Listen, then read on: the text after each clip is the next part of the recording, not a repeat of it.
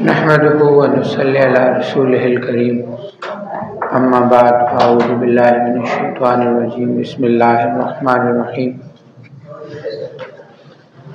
قل هو اللہ احد اللہ الصمد لم یلد ولم یولد ولم یکن له کفوا احد صدق اللہ العظیم۔ توحید تو یہ ہے خدا حشر میں یہ کہہ دے یہ بندہ دو عالم سے خفا میرے لیے ہے۔ واجب الاحترام ساتھیوں، عزیزوں اور دوستوں، اللہ جل شانہ کے فضل کے ساتھ مغرب کی نماز ادا کی اور پھر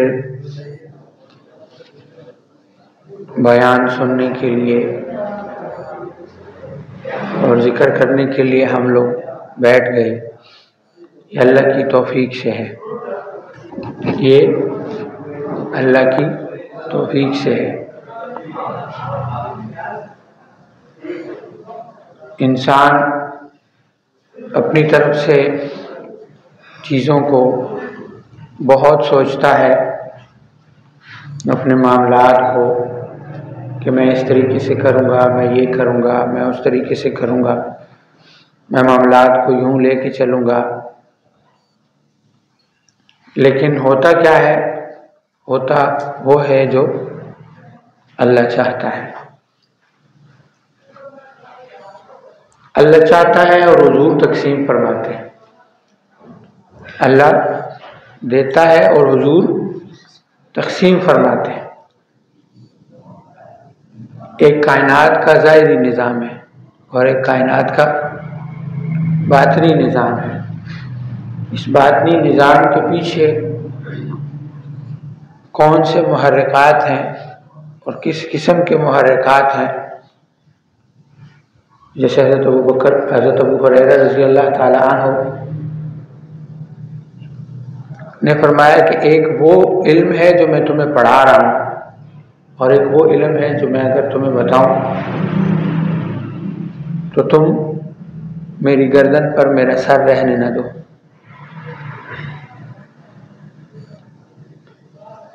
تو اس کی مثل وہ کون سا علم ہے؟ وہ وہی علم ہے کہ جو منصور الحج رحمہ اللہ کو اللہ نے جب عطا فرمایا اور انہوں نے جب اس علم کو، اس کیفیت کو ظاہر کیا تو ان پر جو حد لگی وہ حد یہی تھی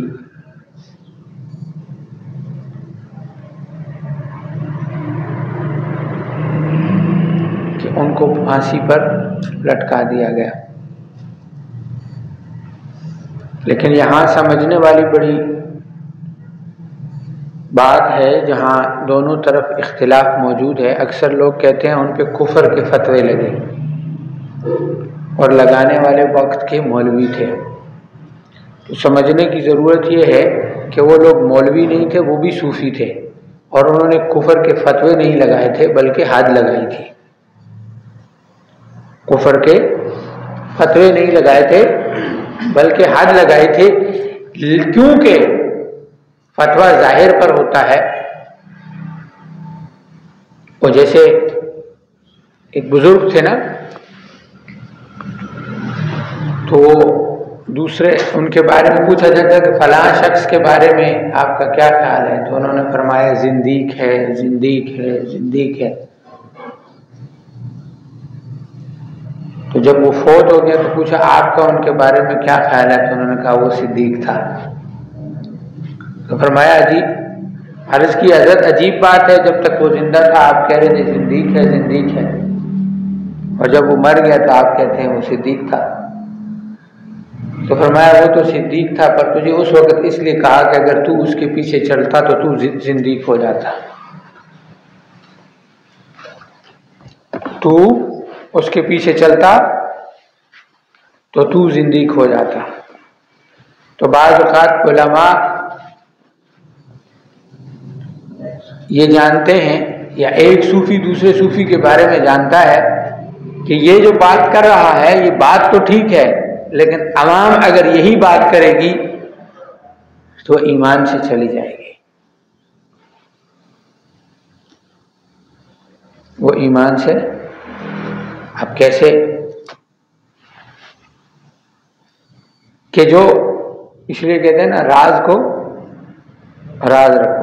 ہم بڑی آسانی سے جو ہے نا وہ آپ سے راز نکلوا لیتے ہیں، اور اس سے زیادہ آسانی سے کیا پتہ چلتا ہے. آپ لوگ شاگرد جو ہے نا ایک دوسرے سے لگے ہو تو یہ مجھے یہ ملا ہے، یہ تسبیح پہ کتنے جن آئے ہیں اور کتنے گئے ہوں، تو اسی سے پتہ چل رہا ہوتا ہے، اور اسی سے آپ کو پھر آگے آپ کے لیے دروازے بند ہو رہے ہوتے ہیں. تو بڑوں کی مثالیں اسی دے رہی کہ سمجھ میں آئے بات. تو منصور الحاج رحمہ اللہ نے نعرہ لگایا تھا انا الحق کا، میں حق ہوں.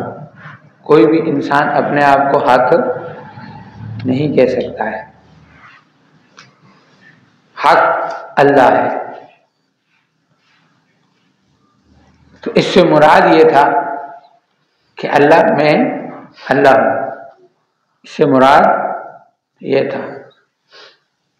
اب انہوں نے اس کیفیت کو اپنے اوپر لیا تھا. کیسے لیا تھا؟ اللہ نور السماوات، تو اللہ کا نور تو پھر ہمارے اندر بھی آ گیا نا. اللہ کا نور ہمارے اندر بھی آ گیا. لیکن سوال یہ ہے کہ اگر اللہ کا نور ہمارے اندر ہے تو کیا ہم بھی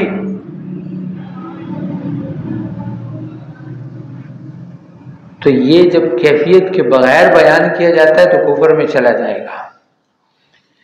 یہ کیفیت تو ہو سکتی ہے، جیسے یہ اکثر اردو ادب کے لوگوں سے آپ سنتے ہیں نا، وہ کہہ رہے ہوتے ہیں کہ کسی انسان کو جو ہے نا وہ اس کا دل نہ توڑو، اور جناب اس سے بہتر ہے تم مسجد توڑ دو، تم مندر توڑ دو، تم گرجا توڑ دو، دل نہیں توڑو.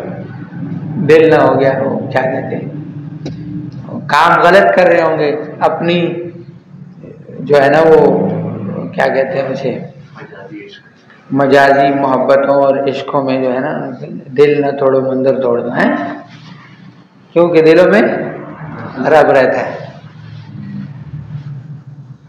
جس دل میں رب رہتا ہے اس دل میں بغض نہیں آتا. جس دل میں رب رہتا ہے اس دل میں بغض نہیں آتا. کسی سے نفرت اس دل میں نہیں آتی. اس دل میں اصل رب ہوتا ہے، کیونکہ حضور نے سب کا نہیں کہا. آپ تو بزرگوں کی باتیں لے کے بیٹھ جاؤ، شاعروں کی باتیں لے کے کہا میں تو کافر کے دل میں بھی ہو آیا، وہاں پہ اللہ تو تھا لیکن اسے پتہ نہیں تھا. تو علامہ اقبال نے جو شعر پڑھا نا تو انہوں نے تو حدیث کے مصادق پڑھا کہ اللہ کہیں نہیں سماتا سوائے مومن کے دل میں. اللہ کہیں نہیں سماتا سوائے مومن کے دل میں. تو اس کے مصداق پہ انہوں نے کہا کہ انل حق، لیکن وہ ایک کیفیت ہے، وہ سمجھائی نہیں جا سکتی، وہ محسوس کی جا سکتی ہے. تو انہوں نے اپنی کیفیت کو ظاہر کر دیا، اور نہ صرف ظاہر کر دیا بلکہ بار بار اس کو دہرانے لگے. تو اب صوفیاء کی زبان میں ایک چیز اور بھی ہے تو وہ کہتے ہیں کہ اگر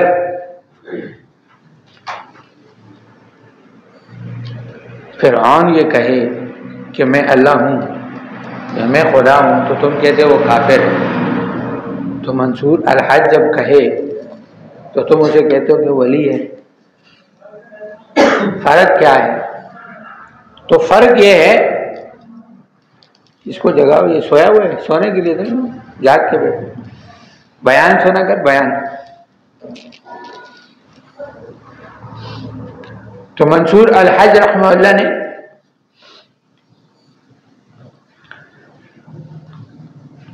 جو ہے وہ اپنی ذات کو مٹا کر مٹا دے اپنی ہستی کو. اگر کچھ مرتبہ چاہے کہ دانہ زمین میں مل کر گل و گلزار ہوتا ہے. تو انہوں نے اپنی ذات کو مٹایا کہ میں کچھ نہیں، میرے افعال کچھ نہیں، مجھ سے کچھ نہیں، مجھ سے جو کچھ ہو رہا ہے وہ اللہ کے فضل، حکم، ارادے اور اللہ نور السماوات کے مصداق میں ہو رہا ہے. جیسے نبی صلی اللہ علیہ وسلم کی حدیث شریف کا مفہوم ہے کہ جب وہ اللہ کو ایسے راضی کر لے تو میں اس کا ہاتھ بن جاتا ہوں، میں اس کا پاؤں بن جاتا ہوں، میں اس کی آنکھ بن جاتا ہوں. تو انہوں نے وہ کیفیت اپنے اوپر بیان کی، لیکن راز تھا، راز کو کھول دیا. تو دوسری طرف جو صوفی تھے انہوں نے کہا کہ انہوں نے تو یہ بات کی، لیکن جس نے یہ رستہ طے نہیں کیا وہ جب یہ بات کہے گا تو وہ فرعون بن جائے گا. اس لیے انہوں نے کہا کہ اس پہ حد لگتی ہے، اس نے راز کو کھولا ہے، اس کو پھانسی پہ چڑھاؤ. اب دوسرے والا صوفی کیوں ہے یہ بات بھی سمجھ لو کہ جب ان کو پھانسی دے دی گئی تو پھر لاش سے آواز آتی تھی انی انا الحق.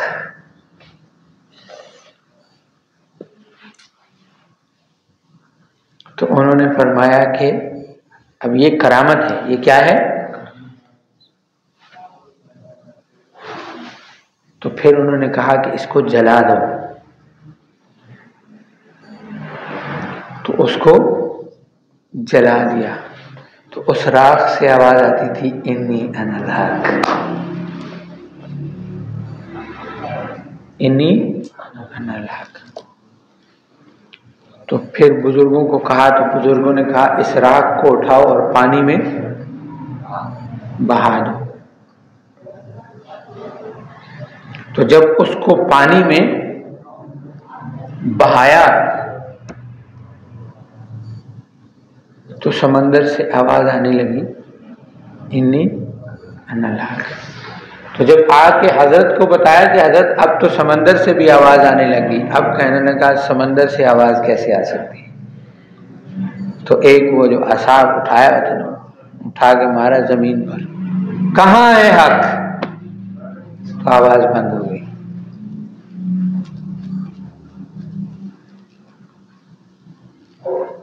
آواز کہ انہیں پتا تھا اب یہاں کرامت نہیں، یہاں شیطان بول رہا ہے.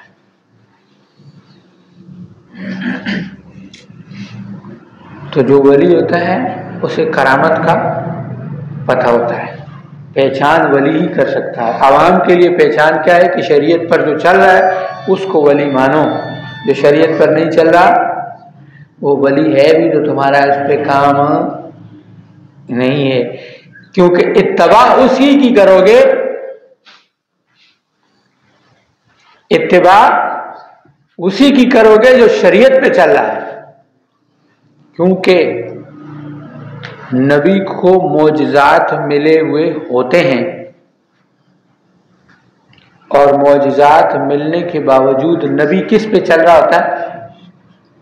شریعت پہ. تو جب شریعت نبی پہ لاگو ہوتی ہے تو ولی پہ کیوں نہیں ہوتی؟ ڈیوٹی والوں کو چھوڑ دو، وہ ہمارا کام ہی نہیں ہے. تکوین والوں کے ساتھ ہمارا کام ہی نہیں ہے، اس کی ڈیوٹی ہے وہ ادا کرے گا، لیکن اس کو ولی ماننا. ہم نے تو دین سیکھنا ہے، تو دین سیکھنے کے لیے ہمیں اس ولی کے پیچھے چلنا ہے جو ولی صاحب شریعت ہے، جو ولی صاحب شریعت ہے، کیونکہ ہم نے تو شریعت پر عمل کرنا ہے. اس لیے یہ جو راز ہوتے ہیں نا پیٹوں میں دبا کے رکھا کرو. پھر کہتے استاد جی فائدہ نہیں ہو رہا. استاد جی کیا کرے، تمہارے پیٹ میں بات نہیں رہتی. کوئی چیزیں کسی کے لیے، کوئی وظیفہ کسی کے لیے اس کو ایسے بتایا تھا، مجھے ایسے تو بھی ایسے کر، چل بھاگ جا، پھر نہ اس کو ملے گا نہ تیرے کو ملے گا.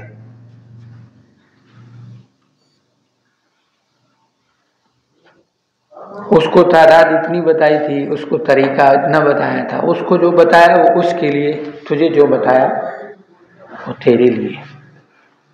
تیرا فیض اسی میں ہے جو تجھے بتایا گیا ہے. تمہاری جو ڈیوٹی ہے اسی میں تمہارا فیض ہے. اسی میں تمہارے لطائف چلیں گے. نصاب چلاتے رہو، لیکن جو تمہیں کام دیا گیا نا،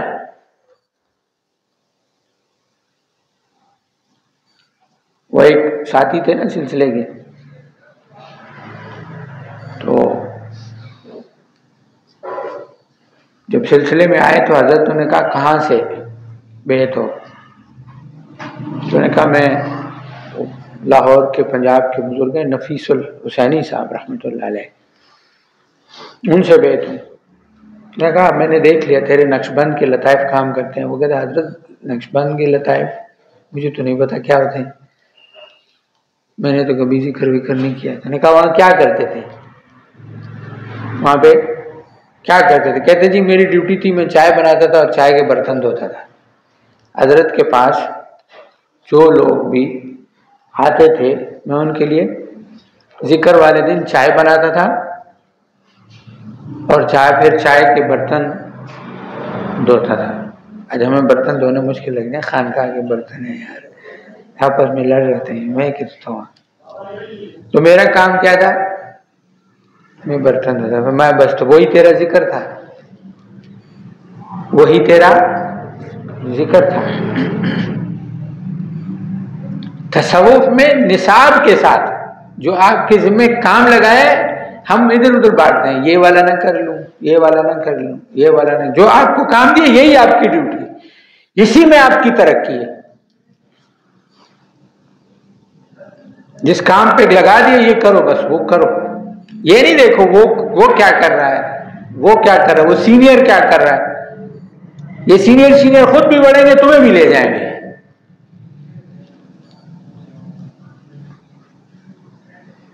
یہ جتنے سینئر ہیں نا یہ خود بھی جائیں گے.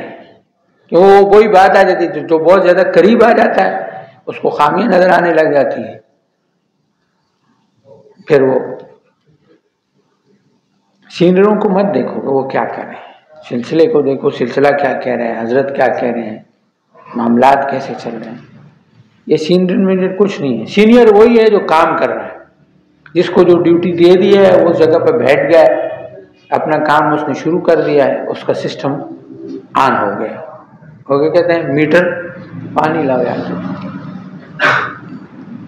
اس کا میٹر چلنا شروع ہو گیا. شروع میں نا ہمیں بھی یہ چیز بڑی ہوتی تھی کہ یار یہ مل جائے، وہ مل جائے، جنات مل جائیں، لطائف کھل جائیں، فلاں چیز ہو جائے، اس کو مل گیا، اس کے ساتھ ہو گیا، اس کے ساتھ ہو گیا، میرے ساتھ نہیں ہو گیا، وہ آگے چلا گیا، میں اب کیسے جاؤں گا. حکم اور ادب میں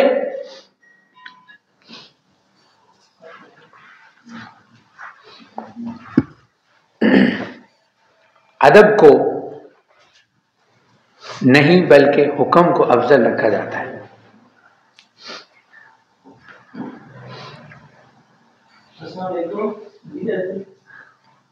جب آپ کو کسی چیز کے بارے میں کہہ دیا گیا بس یہ آپ کا کام ہے. ہم جب ہوتے تھے تو یہی چیز تھا. پھر حضرت نے ہمیں ایک چیز فرمائی، بس اس کے بعد سارا سسٹم سیٹ ہو گیا. کئی دفعہ بیانوں میں آپ نے سنا ہوگا حضرت بار بار فرماتے ہیں نا، اور ایک معقولہ بھی نقل کرتے ہیں اشرف علی تھانوی رحمۃ اللہ علیہ کا، کہ اشرف علی تھانوی رحمۃ اللہ نے فرمایا کہ 25 سال بعد جا کے مجھے پتہ چلا کہ مجھے میرے شیخ نے کیا دیا. اور حضرت اکثر فرماتے ہیں 25 سال بعد تمہیں پتہ چلے گا میں نے تمہیں کیا دیا. تو ہمیں سمجھ میں آ گئی کہ 25 سال سے پہلے ملنے والا ہمیں بھی نہیں ہے. اچھا 25 سال میں سوال یہ ہے کہ ملے گا کیا، یہ بھی تو بتانا چاہیے نا. اب یہ سمجھیں کہ 25 سال بعد جین ملیں گے، ہاں تو جنوں کے لیے 25 سال، اتنی بڑی محنت، 25 سال لگیں گے مجھے جین ملے گا، میری نظر 25 سال میں کھلے. 25 سال میں انشاءاللہ اللہ ملے گا. مل جائے تو محنت رائے گاں تو نہیں گئے گی. یہ تصوف اصل میں اللہ کو لینے کی محنت ہے، اللہ کے قرب کی محنت ہے. اور جیسے حضرت جی فرماتے ہوتے ہیں نا، فرمایا اللہ کو راضی کرنا دنیا کا انتہائی آسان کام ہے. اللہ کو راضی کرنا انتہائی آسان کام ہے. اللہ کیسے راضی ہوگا؟ یا اللہ مجھے معاف کر دے، میرے سے راضی ہو جائے. اللہ راضی ہو، انسان تھوڑی ہے. تو اکثر ساتھی پوچھتے ہیں نا گناہ ہو گیا کیا کروں، تو میں کہتا ہوں اللہ کو انسان نہیں بنایا کرو، معافی مانگو نا، وہ اللہ ہے معاف کر دے گا. ہم اس شیخ کے مرید ہیں، اور مرید ہوتے ہوئے نا تو اس فیض کی برکت ہے کہ دل برا نہیں ہوتا. شاگرد غلطیاں کرتے ہیں، غصہ آتا ہے، یہ ایک انسانی کچھ، ہمیں غصہ آتا ہے، انسان ہے، کچھ اس وقت الٹا سیدھا سوچ بھی لیں گے، لیکن دل برا نہیں ہوتا. اور جب اللہ ہے نا، اللہ کا غصہ نہیں آتا. اللہ خود فرماتے ہیں میں نے اپنے غصے سے زیادہ اپنی رحمت کو، اور جو آئی معافی مانگنے رہا ہے اللہ اس کو واپس کیسے لوٹائے گا؟ وہ نہیں لوٹاتا. وہ منتظر ہے کہ میرا بندہ مجھ سے معافی مانگنے کے لیے آئے. تو اللہ معاف کرنے والے ہیں، اللہ سے امید. لیکن یہ ہے کہ یہ آپ لوگوں کو سکھایا جا رہا ہے، بار بار جو غصہ کیا جا رہا تھا تو معافی مانگ لو، پھر کہہ رہے تھے وہ بات ہے شاذلی دلیلیں دیں گے، نہیں یہ ایسے ہے، یہ ایسے ہے. تو یہ سکھایا اس لیے جا رہا تھا کہ وہاں پہ شیطان بھی پھر تمہیں وہ دلیلیں توڑتا ہے. یہ کہتا ہے تو تمہاری یہ غلطی ہے، دوسرے کہتا ہے نہیں تیری تو نہیں، تو وہ تیرے ساتھ والے نے بھی تو ایسے کیا، تو نے اس لیے ایسے کیا، وہ اس نے ایسے کیا. پھر یہ ادھر سے اندر ہی اندر دلیلیں دے رہا تھا. بات یہاں ختم کر، غلطی ہو گئی، اندر تو کوئی سن نہیں رہا ہے، دل میں کوئی سن رہا ہے. یہ میں اپنی چیز حضرت کہ میرے ساتھ چلتی ہے نا، میں اپنے اندر کی بات کروں. آپ جن کے ساتھ ہوتا ہے ٹھیک ہے، جن کے ساتھ ہوتا نہیں ہے، ضروری نہیں ہے کہ سب کے اندر یہ چل رہا، دلوں میں کیا چل رہا مجھے نہیں پتا. یہ میں اپنے اندر کی بات عرض کر رہا ہوں کہ کبھی کبھار ایسے ہوتا ہے کہ انسان کو کام کر کے آتا ہے تو وہاں پہ کچھ غلط ہو جاتا ہے، کسی کے ساتھ غصہ ہو جاتا ہے، کسی کے ساتھ لڑائی ہو جاتی ہے، تو پھر اندر سے وہ جسے کہتے ہیں نا اوے ضمیر، ضمیر بولتا ہے، وہ کہتا ہے بھائی کیا کر گیا ہے،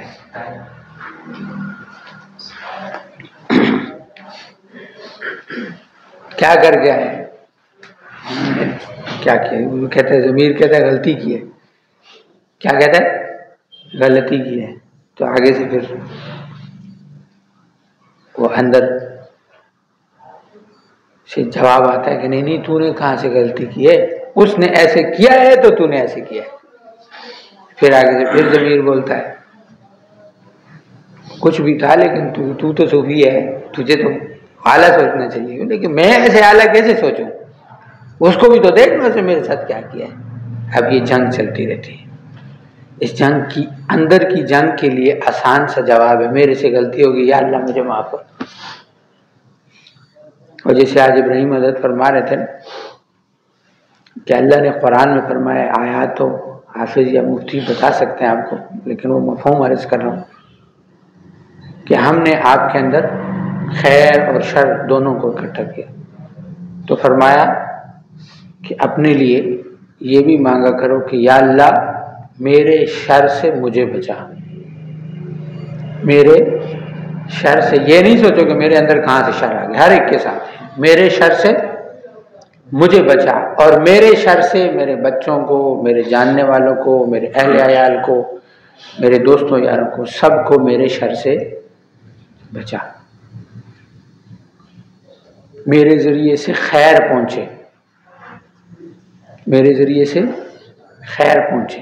اور بعض اوقات شر سے بھی خیر نکل آتی. وہ ہم اکثر کہتے ہیں نا نقصان ہو جاتا ہے. اب ساتھی پوچھتے ہیں حفاظت کے لیے کیا پڑھیں، ہم کہتے ہیں آیت الکرسی پڑھیں. تو ہم آیت الکرسی جو یہ 10 دفعہ پڑھتے ہیں نا حصار کے لیے، تو یہ ہم اس لیے پڑھتے ہیں کہ کس سے حفاظت رہے، کس سے حفاظت رہے.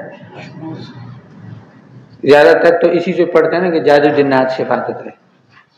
لیکن آیت الکرسی صرف جادو جنات سے حفاظت کے لیے نہیں ہے، یہ ہر شر سے حفاظت کے لیے. ہم 10 دفعہ صبح 10 دفعہ شام پڑھ لیں گے تو کس چیز کی حفاظت کے لیے؟ کیونکہ ڈر لگتا ہے تو صرف جادو جنات سے حفاظت کے لیے پڑھتے ہیں. تو پھر چوریاں بھی ہوتی ہیں، اور پھر باقی انما الاعمال بالنیات، نیت پر فیصلے. اب نیت ہی آپ نے جادو جنات کی ہے تو حفاظت بھی جادو جنات سے ہو رہی ہے، چور سے اور نقصان سے حفاظت نہیں ہو رہی. اب شر سے خیر کیسے نکلتا ہے؟ وہ ایک مولوی تھا نا، مولوی حضرت کے ساتھ بیانوں میں شاید آپ نے تو سنا ہوگا. وہ ایک مولوی تھا، تو کراچی میں چونکہ یہ چیز عام ہے، موبائل چھین لیتے ہیں. تو وہ ایک آیا، اس نے کہا مولوی صاحب وہ نکال دو. کدھر ہے موبائل؟ پستول دکھائے. تو اس کے پاس بیچارے کے پاس ٹچ وچ والا موبائل تو نہیں تھا، عام سادہ سا موبائل تھا، وہ بھی پرانا سا. تو اس نے کہا مولوی صاحب اتنا بڑا مولوی ہے اور یہ والا موبائل رکھا ہوا. اس نے کہا یار غریب مولوی ہوں، میرے پاس اور کچھ نہیں ہے، یہی موبائل ہے. اس نے وہ موبائل لیا، اٹھا کے مارا نیچے زمین پر، ٹھاس توڑ دی. اور کمیز اٹھائی، ادھر سارے موبائل ادھر، اٹھا لو اس میں سے کوئی جو پسند ہے لے لو. تو مولوی صاحب نے بھی صحیح جو اعلیٰ والا موبائل تھا نا وہ نکالا، رکھتے عام والا موبائل اور اٹھاتے اچھے والا. موبائل نکال کے نا اس نے جب نکالے تو رکھ کے چپیڑ بھی ماری اس نے، چور نے. ایسا موبائل رکھا کر. مولوی صاحب ہے چلو ایک تھپڑ کے بدلے میں موبائل تو مل گیا نا، تھپڑ کی کون سی بات. تو اللہ شر سے خیر نکالتا ہے. اعمال کی ضرورت ہے. جب اعمال ہوں، اعمال کیے ہوئے ہوں، اللہ نے کہ حبیب صلی اللہ علیہ وسلم نے خوبصورت دعائیں، کبھی ان کے ترجمے مفہوم بھی پڑھا کریں. بسم اللہ الذی لا یضر، ہر ضرر دینے والی شے سے شروع کرتا ہوں اللہ کے نام سے، ہر ضرر دینے والی شے سے، زمین اور آسمان میں جو بھی ہے. دعا ہے اعوذ بکلمات اللہ التامات من شر ما خلق. یہ ہم جہاں ہم آیت الکرسی پڑھتے ہیں وہاں ہم یہ بھی پڑھیں. اسی طریقے سے فلق اور ناس پڑھی جاتی ہے. حضور صلی اللہ علیہ وسلم پڑھتے تھے اور پورے جسم پہ ہاتھ پھیرتے تھے.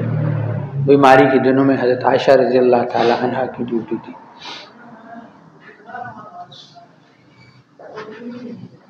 اب ہم لوگ پریشان ہوتے ہیں کہ جی ہوا کیوں. اب جب سمجھ میں آ جاتا ہے نا ساتھیوں کو کہ جادو کیا ہے، نظر کیا ہے، تو پھر جادو تو ختم ہو جاتا ہے، زیادہ نظر ہی رہ جاتی ہے. پھر ایک بھی پوچھتا یہ نظر مجھے ہی کیوں لگتی ہے؟ دنیا میں نظر مجھے ہی لگتی ہے، سب کو لگتی ہے، تجھے یہ لگتا ہے کہ صرف تجھے لگتی. اب لگنا مسئلہ نہیں ہے، اب تمہارے پاس حل ہے تو پریشان کیوں ہو؟ کبھی اس پہ تو پریشان نہیں ہوئے کہ میرے سر کو درد ہوتا ہے، اس کے لیے تو فوراً لاؤ ذرا ڈسپرین کھڑپ اندر. تو پریشان تو نہیں ہے کہ سر میں درد کیوں ہے. تو نظر بھی لگ گئی ہے تو بیماری ہے، اللہ نے بھیجی ہے، تمہارے پاس حل ہے. تسبیح اٹھاؤ، فلک ناز پڑھو، عمل جو بتایا کرو، اللہ دور کر دیتا. اس کا تو کوئی جواب نہیں ہے کہ کیوں کیا، کیوں ہوئی ہے، بس اللہ نے لکھا ہے تو آئے گی. لکھا ہے تو حل بھی لکھا ہے. تو اس لیے عرض یہ ہے کہ یہ جو خانقاہ ہے، بارہا یہ عرض کی ہے کہ یہ ہماری خانقاہ ہے، اور سلسلے کے جو پروگرام ہوتے ہیں یہ ہمارے پروگرام ہوتے ہیں. ہر بندہ دوسرے کو دیکھ رہا ہوتا ہے کہ وہ کیا کر رہا ہے، فلانا سینئر کیا کر رہا ہے اور فلانا کیا کر رہا ہے. وہ جائے گا تو میں جاؤں گا، وہ کرے گا تو میں کروں گا، وہ نہیں کرے گا تو میں بھی نہیں کروں گا. جب آپ کسی جگہ کو اپنا کہتے ہیں تو اپنے کا مطلب یہ ہوتا ہے کہ اس کے اچھے میں بھی اور اس کے برے میں بھی. تو جو کر رہے ہوتے ہیں ان کے ذہن میں یہ نہ ہو کہ کوئی نہیں کرتا، اور جو نہیں کر رہے وہ جو کر رہے ہیں ان کے لیے ان کے دل میں ہو کہ یار یہ تو کر رہے ہیں. اگر وہ بعض اوقات غصے میں بات کر بھی دیتے ہیں نا تو ہم آپ آگے سے جواب دیں کرنا پہ تو کیڑا میرے سرے تما چاڑنا بھائی میرے تے احسان کرنا گھر میں اپنے یہ دلوں کو برا مت ہونے دیں. یہاں سے آپ سیکھیں گے اور آگے زمانے میں پھر آپ کو ان چیزوں کا فائدہ ہوگا. یہ جو چیزیں آپ لوگوں کی آپسی لڑائیاں نا، اس میں بھی ترقیاں ہوتی ہیں، سیکھنے کو ملتا ہے. لیکن دل برے نہیں ہونے چاہیے، دل برے نہیں ہونے چاہیے. اس نے مجھے یہ کہہ دیا، اس نے مجھے وہ کہہ دیا، اور پھر اس پہ بھی بیٹھ کے تبصرے اور یہ حسد اور غیبت اور یہ سوچنا اس کو مل گیا. یہاں جو کچھ بھی ہے، پہلا سبق کیا ہے؟ یہی تو ہے کہ اللہ دے رہا ہے. کون دے رہا ہے؟ تو جب دے اللہ رہا ہے تو کسی کو اگر کسی جگہ پر دیکھو، یہاں ماحول وہ پیدا کرنا ہے نا کہ جو دارالعلوم دیوبند کے اندر چپڑاسی تھا تو وہ بھی ولی اللہ تھا، برتن دھونے والا تھا تو وہ بھی ولی اللہ تھا، صفائی والا تھا تو وہ بھی ولی اللہ تھا، شیخ الحدیث تھا تو وہ بھی ولی اللہ تھا. لیکن جس کی جو ڈیوٹی تھی وہ اپنی ڈیوٹی کر رہا ہے. جس کو کہا ہے کھانا بنانا ہے وہ کھانا بنا رہا ہے، جس کو کہا ہے صفائی کرنی ہے تو وہ صفائی کر رہا ہے، جس کو کہا ہے حدیث پڑھانی ہے وہ حدیث پڑھا رہا ہے. تو ولی ہونے کا مطلب یہ نہیں ہے کہ ہر آدمی ادھر بیٹھ کے بیان کرے گا، یا ہر آدمی کو امارت ملے گی، یا ہر آدمی کو جو ہے نا وہ کوئی نہ کوئی منصب ملے گا. منصب کی چاہ اگر ہے تو آپ کے لیے وہ جو رستہ ہے وہ پھر غلط، اس رستے سے واپس آؤ. چاہ یہ ہے کہ مجھے اللہ کا قرب مل جائے.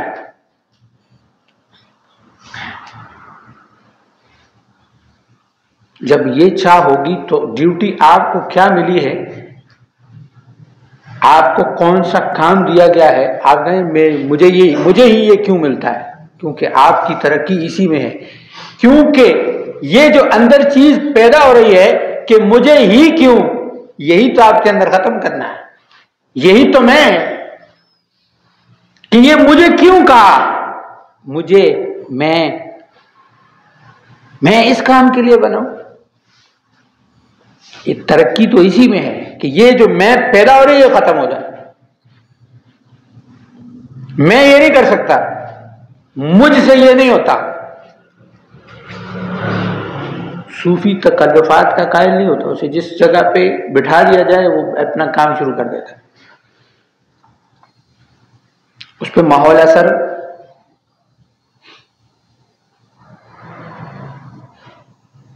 بڑا واقعہ عرض کرتا ہوں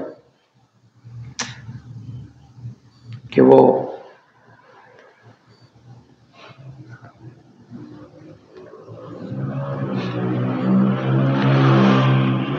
نام میرے ذہن سے نکل گیا. وہ بزرگ تھے، ان کو حکم ہوا کہ آپ چرچ جائیں. کہاں پہ؟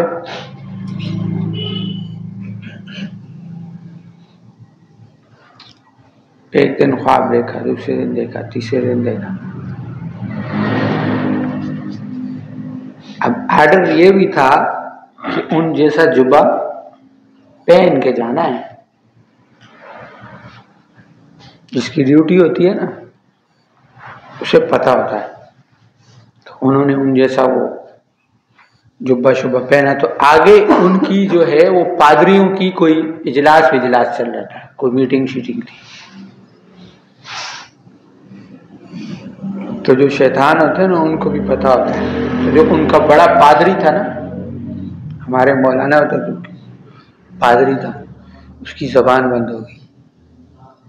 اس کی زبان بند ہو گئی، وہ اپنا بیان، اپنی تقریر نہیں کر سکتا تھا.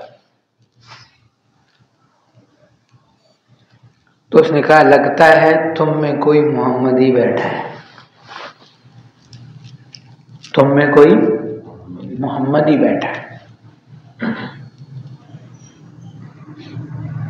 تو جو بھی ہے اٹھ کے کھڑا ہو جائے. جو نیچے والے تھے نا وہ دلوں میں سوچ رہے تھے کہ جو بھی ہوا نا گردن اڑا دیں گے، یہ کر دیں گے، وہ کر دیں گے، ہماری اس مجلس میں اس کا کیا کام ہے؟ لیکن میں نے کہا نا کہ اللہ والے ماحول کا اثر نہیں لیتے کہ یہ ماریں گے یا کچھ بھی کریں گے، وہ اٹھ کھڑے ہوئے۔ تو وہ جو ان کا پادری تھا بڑا، اس نے کہا میں کچھ سوال کروں گا، اگر آپ نے جواب دے دیے تو ٹھیک، ورنہ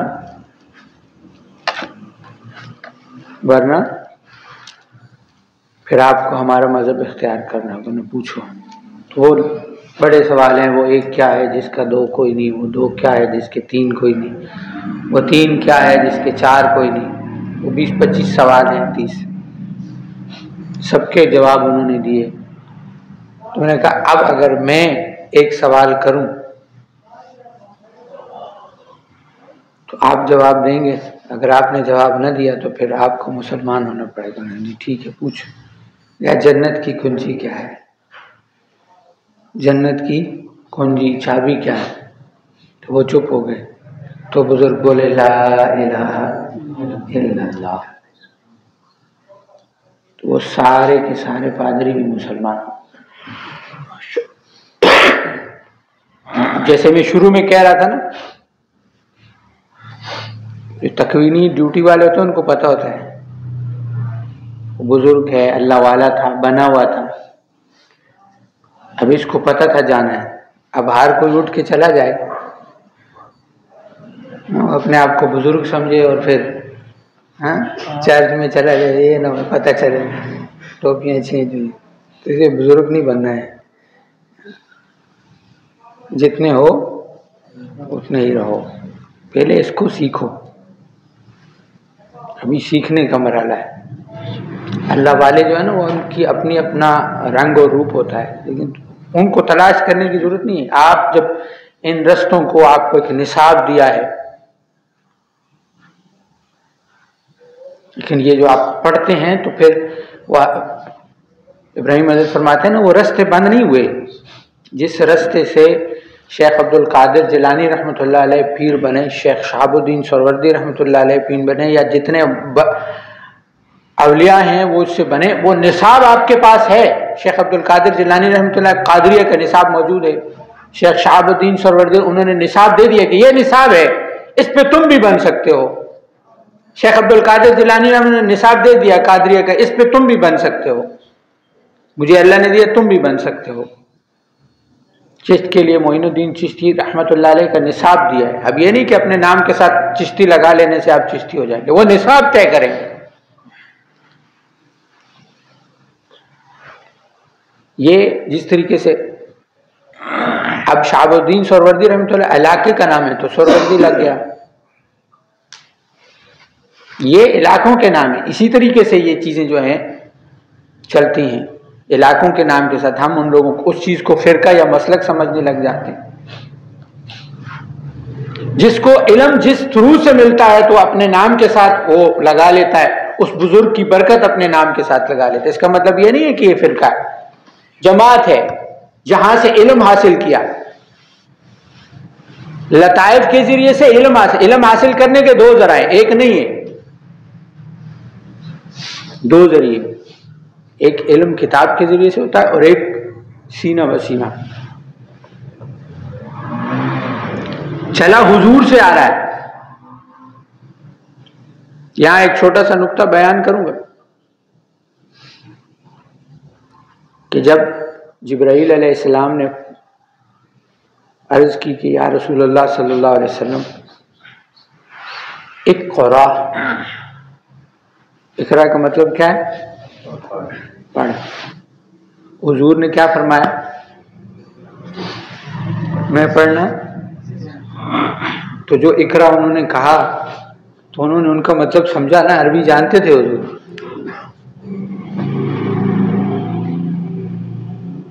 تو کیا چیز تھی جو انہوں نے کہا مجھے نہیں آتی؟ اقرا تو انہوں نے سمجھ لیا تھا نا، عربی تو آتی تھی حضور کو کہ نہیں آتی تھی؟ قرآن عربی میں ہی ہے نا، پھر جو جبرائیل علیہ السلام نے سینے کے ساتھ سینہ ملایا تو وہ علم جو منتقل ہوا، اور جس علم کی وجہ سے حضور پہ کیفیت طاری ہوئی، جسے آپ گھبراہٹ کہتے ہیں، وہ گھبراہٹ نہیں، وہ کیفیت ہے۔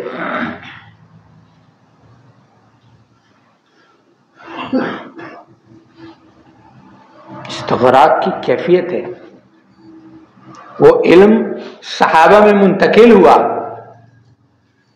اسی لیے وہ آج کچھ لوگ کہتے ہیں نا کہ صحابہ سارے مجتہد نہیں ہیں، صحابہ سارے مجتہد ہیں۔ بات وہیں پہ ہے کہ جس کو جو ڈیوٹی حضور نے دی انہوں نے وہی کیا۔ علم سب کے پاس ہے، کیسے؟ حضور خود فرما گئے کہ صحابہ تمام ستاروں کی مانند ہیں، جس کے پیچھے چلو گے۔ یہ تو نہیں کہا نا کہ آپ کہتے ہیں 10 فقیہ ہیں، یہ والے 10 فقیہ ہیں، تو حضور کہے کہ یہی جاتے نا ان 10 کے پیچھے چلنا ہے، باقی کسی کے پیچھے۔ فرمایا جس کے پیچھے چلو گے فلاح پا جاؤ گے۔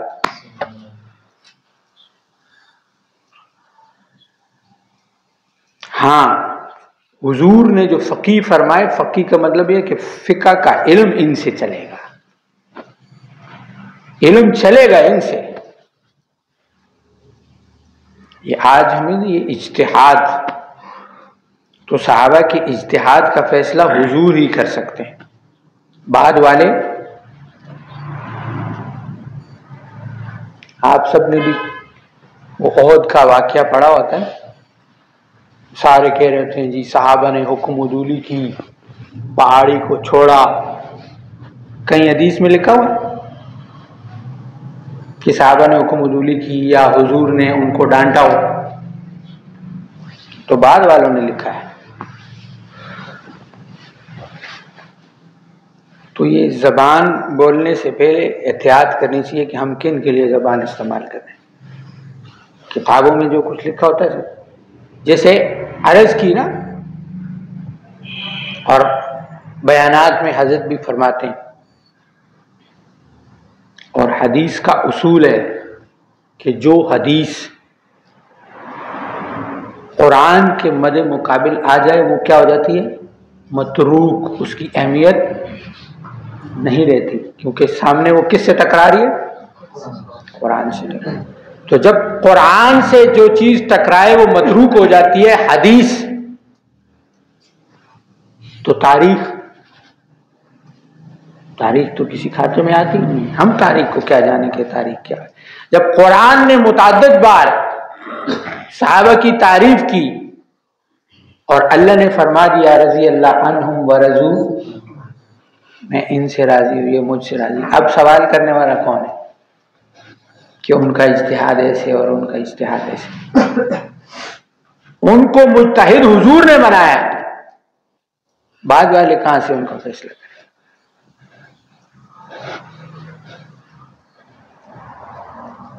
اس لیے جو ہے یہ جتنی بھی چیزیں ہیں،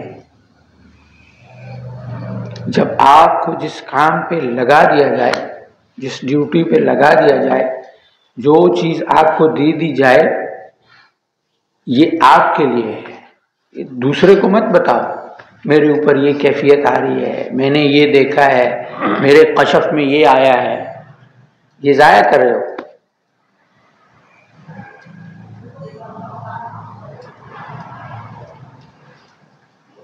جو کچھ ہے یا شیخ کو یا استاد کو، بس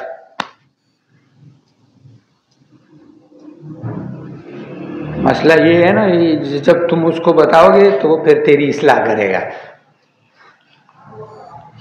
کیا کرے گا؟ اور پھر جب تمہاری اصلاح ہوگی نا تو وہ اصلاح نہیں ہوگی، کیونکہ اسے وہ چیز ملی نہیں ہوتی، وہ تکے مار رہا ہوتا ہے۔ اس نے اپنے آپ کو سینئر بھی تو شو کرنا ہے نا، میں تیرے کو وڈا پی رہا۔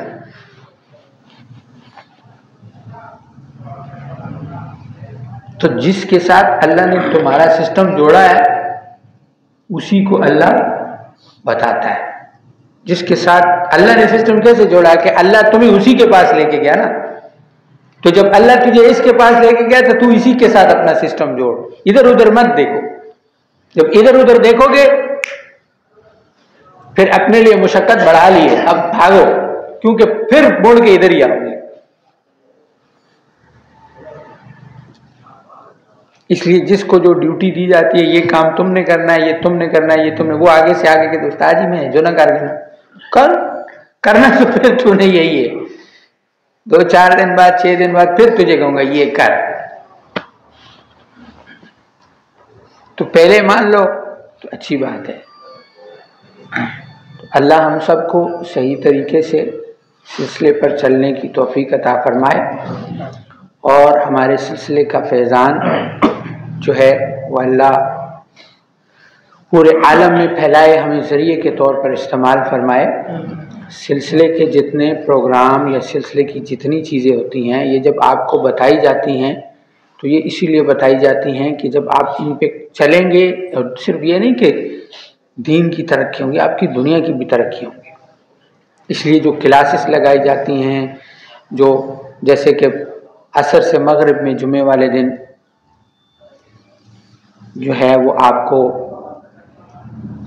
تجوید پڑھائی جاتی ہے، تو جن احباب کی تجوید کمزور ہے، دیکھو آپ لوگ وظائف کر رہے ہو، اور وظائف میں اگر آپ کی تجوید کمزور ہے، برکت دے رہا ہے تو اللہ دے رہا ہے، لیکن آپ کی تجوید ہی نہیں ٹھیک تو وظیفہ کہاں کھڑا ہے.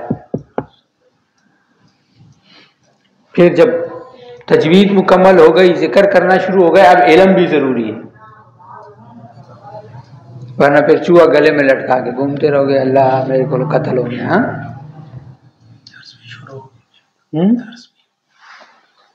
تو وہ جو ہے وہ بھی تو انشاءاللہ رمضان میں مفتی صاحب آن لائن ہی کریں گے چینل کے اوپر جو ہے وہ لائیو قرآن کریم کا درس بھی جو ہے وہ دیا کریں گے. اتوار سے انشاءاللہ شروع کریں گے، اور ہم کوشش کریں گے کہ مختصر دورہ رمضان میں ہی یہ ختم ہو جائے. ہاں 10 بجے سے لے کے 12 بجے تک کوشش کریں کہ اسی دوران اس کو سنیں، اور اگر جو احباب کسی مصروفیت کی وجہ سے نہیں سن سکتے تو وہ یوٹیوب پہ موجود رہے گا. رمضان میں انسان کے پاس وقت ہوتا ہے، اس میں 2 فائدے ہوں گے. اللہ نے قرآن میں کیا فرمایا ہے وہ بھی پتہ چل جائے گا، اور تجوید بھی ٹھیک ہو جائے گی. ٹھیک ہے، تو اس لیے یہ بھی ایک چیز ہو رہی ہے. کل انشاءاللہ کمیٹی والی مسجد میں جو عقیدہ تحاویہ آپ یہاں پڑھتے ہیں وہاں بھی شروع تھی، وہاں کل اس کا ختم بھی ہے. تمام ساتھی وہاں پہ بھی کوشش کریں تشریف لائیں. وعلیکم السلام.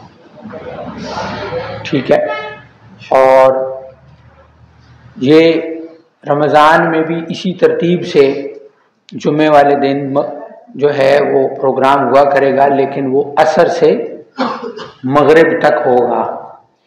افطاری آپ لوگ یہیں کریں گے، افطاری کے بعد جو ہے وہ ہر آدمی جا سکتا ہے. قریب والے ساتھی اگر یہاں پہ تراویح پڑھنا چاہیں، دور والے بھی آنا چاہیں تو آپ کی اپنی مرضی ہے، جتنا قدم لگیں گے اتنا اجر ہے. تو تراویح بھی انشاءاللہ یہاں پہ ہوگی.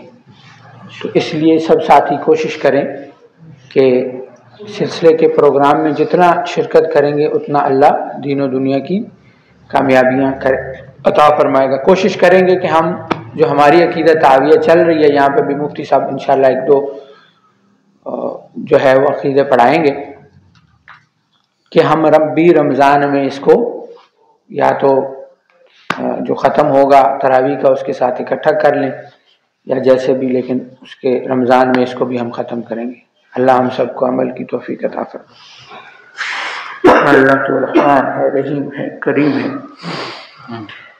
اللہ ہم سب کے گناہوں کو معاف فرما، جان بوجھ کر انجانے میں جتنے گناہ کیے یا اللہ سب کو معاف فرما، یا اللہ پوری امت مسلمہ کے گناہوں کو معاف فرما، یا اللہ پوری امت محمدیہ کو ہدایت عطا فرما، یا اللہ ہمارے سلسلے کا فیض پورے عالم میں پھیلا، ہمیں ذریعے کے طور پر استعمال فرما، یا اللہ یا اللہ یا اللہ۔ ہم سب اپنے آپ کو تیرے حوالے کرتے ہیں، یا اللہ تو ہمیں سیدھے اور صحیح راستے پر چلا، یا اللہ یا اللہ یا اللہ۔ ہم کمزور ہیں یا اللہ، فتنے منہ کھولے کھڑے ہیں، یا اللہ ہمیں فتنوں سے بچا، یا اللہ خصوصی کرم اور رحم فرما، یا اللہ اپنا خصوصی کرم فرما، یا اللہ جتنے پریشان حال ہیں سب کی پریشانیوں کو دور فرما، سب کی حاجتوں کو پورا فرما، قرضداروں کے قرضوں کو غیب کے خزانوں سے عطا فرما، بیماروں کو شفا یاب فرما، یا اللہ جو دنیا سے چلے گئے ان کی مغفرت فرما، یا اللہ یہ جتنے بھائی بیٹھے ہیں سب سے راضی ہو جا، یا اللہ جو سن رہے ہیں سب سے راضی ہو جا، یا اللہ جو دیکھ رہے ہیں سب سے راضی ہو جا، یا اللہ جتنی دعائیں خیریں برکتیں آقا صلی اللہ علیہ وسلم نے اور بزرگوں نے مانگی ہیں سب میں ہمارا حصہ فرما، یا اللہ جن شرور اور فتن سے پناہ مانگی پناہ عطا فرما، یا اللہ جب ہماری موت کا دن ہو وہ موت کروڑوں عیدوں سے بڑھ کر ہو، یا اللہ آخرت میں حضور کا پڑوس نصیب فرما، یا اللہ جب اس دنیا سے جا رہے ہوں ہماری زبانوں پر کلمہ جاری و ساری ہو، لا الہ الا اللہ محمد رسول اللہ وصلی اللہ تعالی علی خیر خلقہ محمد وآلہ وصحبہ وذریاتہ وآل بیتہ اجمعین برحمتک یا ارحم الراحمین، آمین۔